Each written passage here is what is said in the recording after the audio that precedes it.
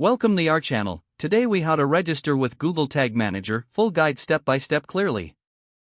To begin, open your web browser and go to the Google Tag Manager website. If you don't have an account, click on the Start for Free button. You will be prompted to sign in with your Google account. Enter your email and password, then click on the Next button. Once logged in, you'll be taken to the Google Tag Manager dashboard. Click on the Create Account button to start the registration process. In the account name field, enter the name of your business or organization. Select the appropriate country from the drop-down menu. Next, provide a name for your container in the Container Name field. Choose where you want to use the container, either web, iOS, or Android. After making your selections, click on the Create button. Read and accept the terms of service by checking the box. Once accepted, you will receive your container's code snippet. Copy this code as you'll need to place it on your website.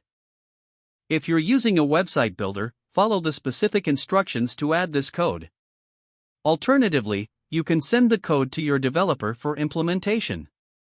After the code is placed on your site, return to Google Tag Manager. You will see your new container listed in the dashboard. Click on the container to start setting up your tags. For a basic setup, click on Add a new tag. Follow the prompts to configure your tag settings.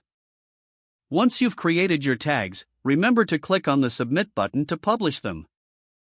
Congratulations, you have successfully registered with Google Tag Manager. You are now ready to manage and deploy tags for your website or app efficiently.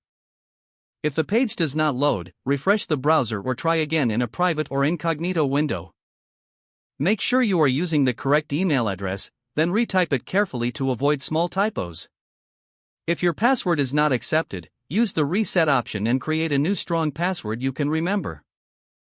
Check your spam folder for verification or security emails, then complete any requested confirmation steps. Enable two-factor authentication if available to improve account security and reduce unauthorized access risk.